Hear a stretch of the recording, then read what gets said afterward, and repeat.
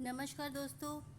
आज आपने स्क्रीन के ऊपर देख ही लिया होगा कि किस टॉपिक के ऊपर बात करने वाले हैं। वो है practical knowledge about Indian courts and type of cases handle. किस किस तरह के केसेस को जर्नली किस तरह की कोर्ट के अंदर हैंडल किया जाता है, कितनी तरह की कोर्ट्स हैं और किस तरह की कोर्ट के अंदर कौन सा और किस तरह का केस हैंडल किया जाता है। जब तक आपको ये बेसिक इन्फॉर्मेशन नहीं होगी तब तक बहुत सारे बच्चे अच्छी तरह से एलएलबी करने के बावजूद एक अच्छी एडवोकेसी नहीं कर पाते हैं। रीज़न यही होता है कि ठीक है, हम लोगों ने बुकिश नॉलेज तो ले ली होती है पर हम लोगों को बहुत सारी चीज़ें नहीं समझ में आती हैं और इस वजह से बहुत सारे बच्चे एलएलबी करने के बाद भी को क्विट कर देते हैं, वो आगे बढ़ना ही नहीं चाहते। उसका रीज़न यही होता है कि एलएलबी जब हम कर रहे होते हैं तो मेन मोटिव हमारा सिर्फ एग्ज़ाम को पास करना होता है समहाउ, चाहे हमें उस चीज़ की डेप्थ नॉलेज हो चाहे ना हो। पर अगर हम एक एडवोकेट बनना चाहते हैं तो हमें बुकिश नॉलेज के साथ प्रैक्टिकल नॉलेज होना भी बहुत ज़रूरी है किसी भी चीज़ की। अगर प्रैक्टिकल नॉलेज नहीं होगी तो उन चीज़ों को दिमाग में रखना और वो बहुत जल्दी स्किप हो जाएंगी दिमाग के अंदर से। तो आज जो मेरा मोटिव है वो यही है कि मैं आपको एटलीस्ट थोड़ी सी इन्फॉर्मेशन दूं कि इंडियन कोर्ट्स कितनी तरह की हैं, कौन कौन सी कोर्ट में किस किस तरह का केस हैंडल होता है। तो आप मेरे साथ अंत तक बने रहें और मैं श्योर हूँ कि इस वीडियो को सुनने के बाद आपको बहुत सारी चीज़ों के बारे में पता लगेगा। In India, the judicial system is structured in a hierarchical manner comprising various types of courts that handle different types of cases. Here is an overview. हमारा जो इंडियन जुडिशल सिस्टम है उसमें हायरार्किकल मैनर के अंदर courts हैं और वो different types of cases को हैंडल करती हैं। अब हम सबसे हायर अथॉरिटी जो हमारी इंडिया की है उसके बारे में बात कर रहे हैं, that is supreme Court of India. इसका जो जुरिडिक्शन है उसको हम एपेक्स कोर्ट इन इंडिया भी कहते हैं। और ये किस तरह के केसेस को हैंडल करते हैं? सबसे पहले disputes between the government of India and one और मोर स्टेट्स और बिटवीन स्टेट्स। अगर गवर्नमेंट ऑफ इंडिया का किसी स्टेट के साथ या किसी दो स्टेट्स का आपस में अगर कोई किसी भी तरह का डिस्प्यूट है तो वो सुप्रीम कोर्ट ऑफ इंडिया में मूव ऑन कर सकते हैं। Appeals against judgement of the high courts both in civil and criminal matters. अगर आपको किसी भी तरह के सिविल और क्रिमिनल मैटर्स के अंदर अपील फाइल करनी है against the orders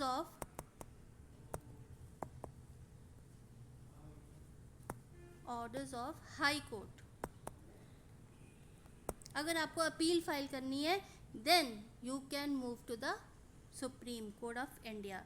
Advisory jurisdiction, the President of India can seek the Supreme Court's advice on certain legal matters. अगर हमारे राष्ट्रपति हैं, प्रेसिडेंट ऑफ इंडिया जो हैं, अगर उन्हें किसी भी तरह की लीगल मैटर्स में कोई भी सलाह लेनी है तो वो सुप्रीम कोर्ट ऑफ इंडिया को अपील कर सकते हैं, उनकी एडवाइस को सीक कर सकते हैं। Public interest litigation, matters of public interest. अगर कोई भी ऐसा मैटर जो पब्लिक इंटरेस्ट के लिए बहुत ज़्यादा इम्पॉर्टेंट है वो केस भी सुप्रीम कोर्ट ऑफ इंडिया के अंदर फाइल किया जा सकता है। तो जो हमारी सबसे ऊपर की हायरार्की है, सबसे टॉप लेवल की जो हायरार्की ऑफ इन इंडिया है वो है सुप्रीम कोर्ट ऑफ इंडिया। इसको एपेक्स कोर्ट ऑफ इंडिया भी कहते हैं। इसके अंदर जो जुरिडिक्शन बनती है या जो डिस्प्यूट्स होते हैं वो या तो गवर्नमेंट ऑफ इंडिया के किसी स्टेट के साथ हैं या दो स्टेट्स के आपस में हैं, या फिर अगर हाई कोर्ट के किसी भी केस जजमेंट को आपने अगर चुनौती देनी है, अपील फाइल करनी है both in civil and criminal matters, तो आप सुप्रीम कोर्ट ऑफ इंडिया के पास जा सकते हैं। कोई भी इंफॉर्मेशन लेनी है अगर जो लीगल मैटर्स में, वो भी सुप्रीम कोर्ट ऑफ इंडिया से ले सकते हैं। और अगर पब्लिक इंटरेस्ट लिटिगेशन के रिगार्डिंग कोई भी PIL फाइल होती है तो वो भी अगर आप चाहते हैं कि हाई कोर्ट के बाद आप सुप्रीम कोर्ट में जाना चाहें तो वो भी आप वहाँ पर जा सकते हैं पब्लिक इंटरेस्ट लिटिगेशन में। नेक्स्ट देखिए हाई कोर्ट, इसकी जो जुरिडिक्शन बनती है highest court in a state और the union territory. Types of cases handled by the high court, original jurisdiction, certain cases of high importance such as those involving fundamental rights, appeal from lower courts both in civil and criminal matters, issuing writs for the enforcement of fundamental rights। ये 3 main काम इनके होते हैं।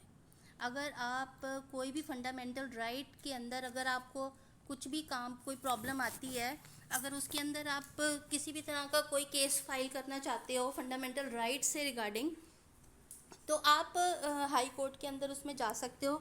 और appeal अगर lower court के द्वारा civil और क्रिमिनल किसी भी मैटर के अंदर अगर आपको कोई फाइल करनी है कोई भी appeal by the lower court तो भी आप मूव ऑन कर सकते हो। कोई रिट अगर आपको फाइल करनी है तो भी आप हाई कोर्ट में जा सकते हो। डिस्ट्रिक्ट कोर्ट में देखिए principal courts of regional jurisdiction in each district, हर एक डिस्ट्रिक्ट कोर्ट हर एक डिस्ट्रिक्ट के अंदर होती है। और केसेस किस तरह के डील होते हैं ये देखिए। सिविल केसेस में जैसे फैमिली डिस्प्यूट्स हो गया, प्रॉपर्टी डिस्प्यूट्स हो गया, कॉन्ट्रैक्ट डिस्प्यूट्स हो गए, वो हो गए। क्रिमिनल केसेस में session cases involving serious crimes like murder, rape etcetera. Subordinate courts कौन सी एक चौथी। टाइप्स ऑफ केसेस को समझ लेते हैं। सबसे पहले सिविल केसेस की बात करते हैं। सिविल केसेस में फैमिली डिस्प्यूट्स भी आ जाते हैं, प्रॉपर्टी डिस्प्यूट्स भी आ जाते हैं और कॉन्ट्रैक्ट डिस्प्यूट्स भी आ जाते हैं। किसी भी तरह का अगर जैसे अगर कोई प्रॉपर्टी रिलेटेड कोई डिस्प्यूट है तो आप सिविल केसेस में जा सकते हो। क्रिमिनल केसेस कौन से होते हैं?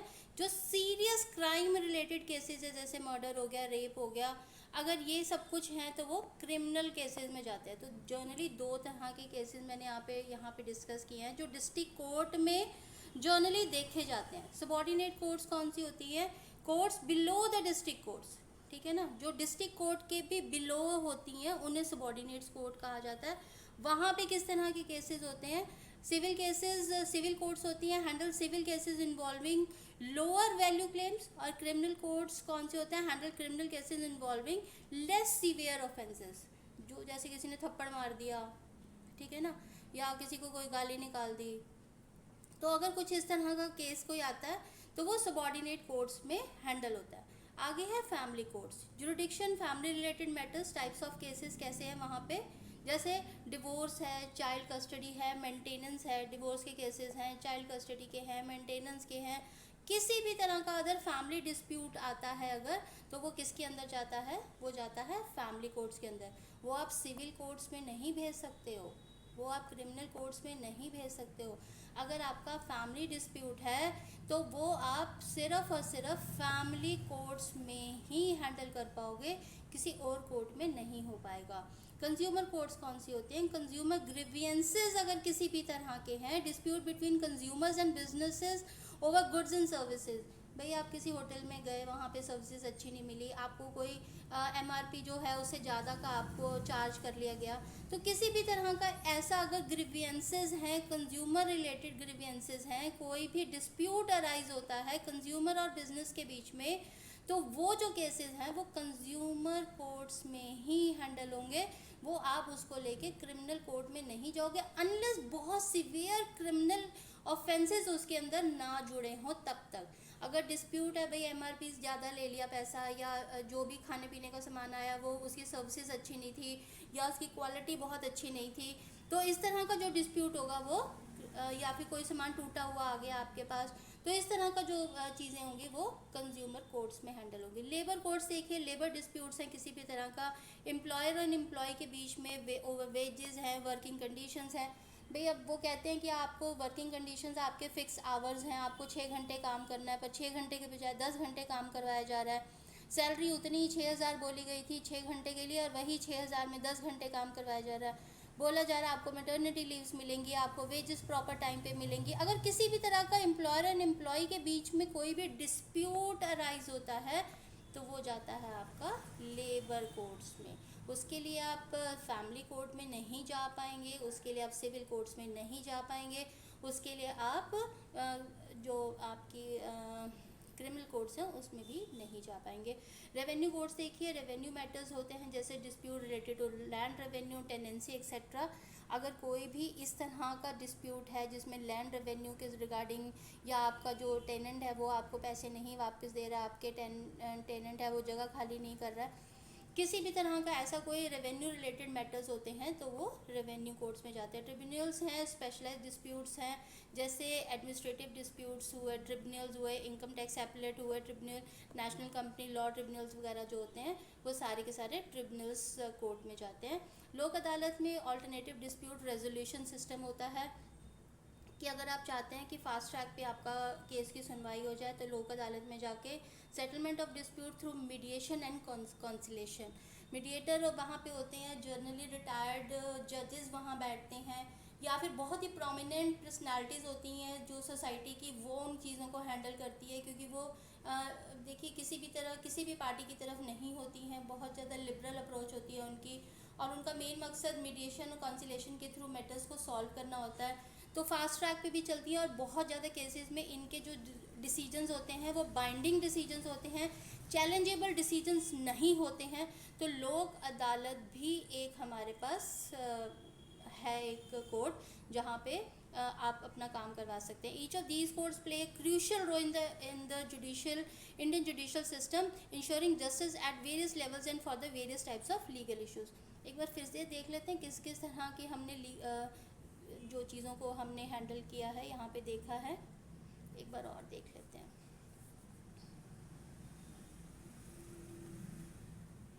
सबसे पहले हमने जो हमारी सुप्रीम कोर्ट ऑफ इंडिया है उनको देखा है हमने, ठीक है, ये हमारी एपेक्स कोर्ट है, इनके जो इनसे ऊपर तो कोई कोर्ट है ही नहीं है हमारी, honourable supreme Court of India जो है। लेकिन ये किस तरह के गवर्नमेंट या स्टेट्स के बीच के जो डिस्प्यूट्स होते हैं या फिर हाई कोर्ट के केसेस को चैलेंज करना होता है तब अगर लेते हैं, या प्रेसिडेंट ऑफ इंडिया को अगर कोई एडवाइस लेनी है लीगल मैटर्स पे तो आप जा सकते हैं, या PIL फाइल होती हैं तो आप एपेक्स कोर्ट में जा सकते हैं। हाई कोर्ट में क्या होता है कि अगर किसी भी तरह का फंडामेंटल राइट्स वायलेशन होता है या अपील लोअर कोर्ट की अपील करनी होती है both in civil and criminal cases तो आप जा सकते हैं। कोई रिट पिटिशंस फाइल करनी होती हैं, PIL फाइल करनी होती है तो भी आप हाई कोर्ट में मूव ऑन कर सकते हैं। डिस्ट्रिक्ट कोर्ट्स में आप देखिए हर तरह के केसेस को डील कर सकते हैं, फैमिली डिस्प्यूट हुआ, प्रॉपर्टी डिस्प्यूट हुआ, कॉन्ट्रैक्चुअल डिस्प्यूट्स हुआ, सिविल केसेस होते हैं, क्रिमिनल केसेस होते हैं, सीवियर केसेस होते हैं, मर्डर रेप के चार्जेस होते हैं, वो सारे आपको डिस्ट्रिक्ट कोर्ट में ही हैंडल करने पड़ते हैं। सबॉर्डिनेट कोर्ट्स कौन सी होती हैं, जो सिविल कोर्ट से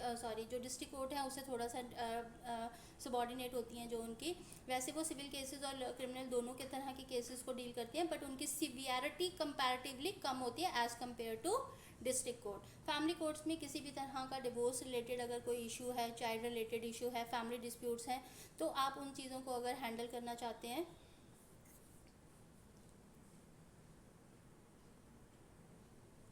तो अगर आप उन चीज़ों को हैंडल करना चाहते हैं तो भी आपको फैमिली कोर्ट्स में मूव ऑन करना पड़ता है। अगर आपके पास